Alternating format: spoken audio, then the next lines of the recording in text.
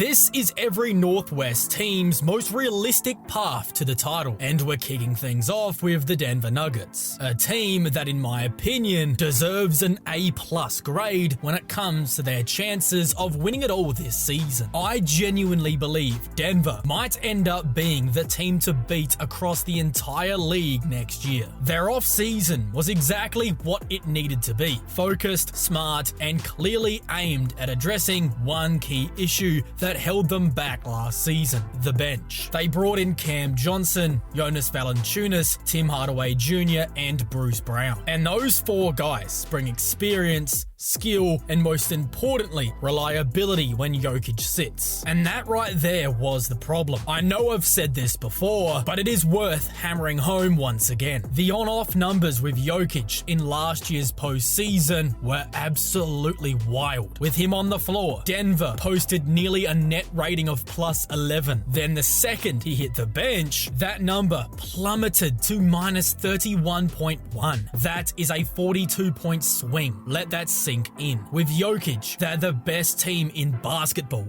And without him, they're basically unwatchable. That doesn't happen unless your bench is giving you absolutely nothing. That's why these off-season additions were so important. They finally gave Denver a real second unit. Now, let's talk about the starting five. The decision to bring in Cam Johnson for Michael Porter Jr. was a massive shockwave to start the off-season, but I love it. Johnson plays way more naturally off the ball. He'll give Jokic another outlet, as he's constantly moving, cuts with a purpose, runs off screens, and he's also a lot more athletic than Porter Jr., allowing Johnson to finish around the basket a lot better than MPJ. He also doesn't need touches to be effective, which fits perfectly next to Jokic and Murray. Speaking of Jamal, look, we all know the deal by now. His regular seasons are usually just fine, nothing crazy. But come playoff time, this guy straight up transforms. That's why I don't think Denver's going to have the best record in the West. I'd personally be putting them at around about the 3 seed, just behind Houston and Oklahoma City. But I do believe they'll be the most dangerous team once the postseason rolls around. Aaron Gordon also made a huge leap this year that simply doesn't get spoken about enough. The man shot 44% from 3, including 48% from the corners. Combine that with his defense, his cutting, his work in the dunker spot, and his ability to be really good in pick and roll situations, he's easily their most impactful player outside of Jokic himself. Then there's Christian Brown, as he'll still be locking down that 2 spot. He took a major leap last season, from 7.3 points per game on 38% shooting from 3 to 15.4 points a night on 40% from deep. If he can just even hold that level, he's going to be a really solid starting 2 once again for the Nuggets. So all in all, this team is deep,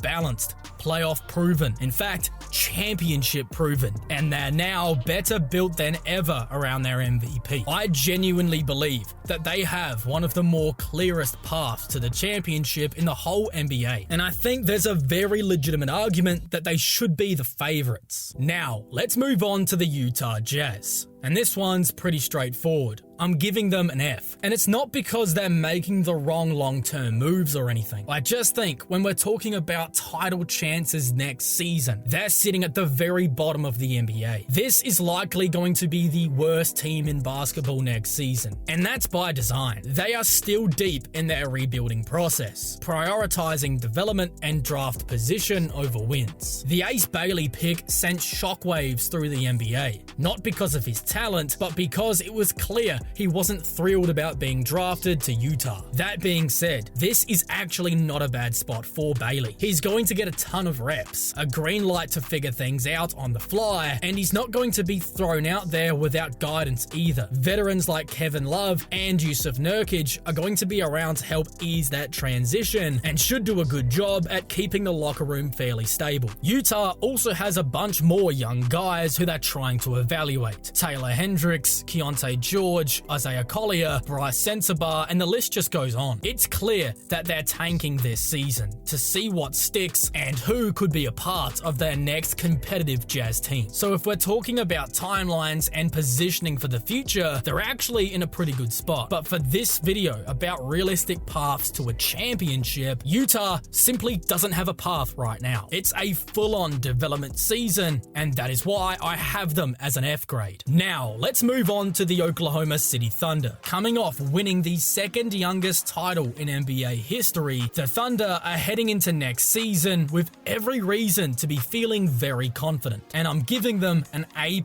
for their title chances. They've managed to keep their entire championship core intact. Shai Gilgeous-Alexander just pulled off one of the most impressive individual seasons we've ever seen, and the scariest part, this team might not have even hit their ceiling yet. Now, going back-to-back is no small feat. In fact, it hasn't been done since 2018, and that speaks volumes about the level of competition we currently have in today's NBA. Just look back at the 2024 finals. Boston looked destined to repeat, clearly the best team in the league, but one cold shooting streak and an injury to their best player saw them eliminated in round 2 and forced into a roster overhaul thanks to the new CBA restrictions. It's a reminder that no matter how dominant a team looks, nothing is guaranteed, and if we're being real, the track record for reigning champions lately has been so rough. In fact, since 2020, no defending champion has ever made it past round 2. The 2021 Lakers were a first-round exit, and then the 2022 Bucks, 2023 Warriors, 2024 Nuggets, and 2025 Celtics all fell in round 2. So even if we feel like that's not going to happen with the Thunder, well, we've said that before. But even with all of that, I still have the Oklahoma City Thunder at an A+. And the biggest single reason why is SGA. He was phenomenal last season, not only as a scorer, but also he had some pretty good playmaking moments as well. But the main thing was how consistently he was rising to the moment in that playoff run. He's now proven that he can be the best player on a title team, and that alone gives Oklahoma City a massive edge. And then we've got their youth. This team is still developing. Jalen Williams, who played that entire playoffs with a torn ligament in his hand, should now be fully healthy and primed for a massive leap. Even through that injury though, we saw his evolution across last season. I mean, he had a 40 ball in an NBA Finals game. Next season, I truly believe we're about to see a cemented all-star version of J-Dub. Someone who's not only just a great young piece for the Thunder, but is actually one of the better players in the whole league. Chet Holmgren's story though might actually be more impressive. After missing roughly 50 games with a fractured hip, he came back and was a defensive anchor for this team. That's unheard of, especially for a second-year player. With now a full off season to rebuild and find his rhythm, we could be seeing a much more confident and offensively fluent version of Holmgren, spacing the floor, attacking off the dribble, scoring at will in the mid-range, and finishing strong at the rim. His development could unlock a whole new level for OKC's offense. And speaking of which, their offense was their biggest flaw last season. There were moments like Game 6 of the Finals or Game 3 of the West Finals where they just simply could not get anything going. But even then, their defense was elite, and that is the key. Defense wins championships. You can't always control your shooting, but you can certainly control your effort, rotations, and discipline on the other end. That's why Oklahoma City was able to grind out those bad stretches and eventually come out on top. So yeah, going back to back is historically difficult, but if any team is set up to break that trend, I believe it's the Thunder, and they've absolutely earned an A+ grade. Now onto the Portland Trail Blazers, and I'm giving them a D, but with a bit of nuance behind that grade. In terms of title chances, they're almost non-existent, but the direction of the team the moves they've made, and how they ended last season all point towards something pretty interesting brewing under the surface. The headline move, of course, was the emotional homecoming for Damian Lillard. Even though he'll miss the entirety of next season with an Achilles tear, locking him into a 3-year $42 million deal isn't just a tribute to their best player in franchise history. It's a savvy leadership move.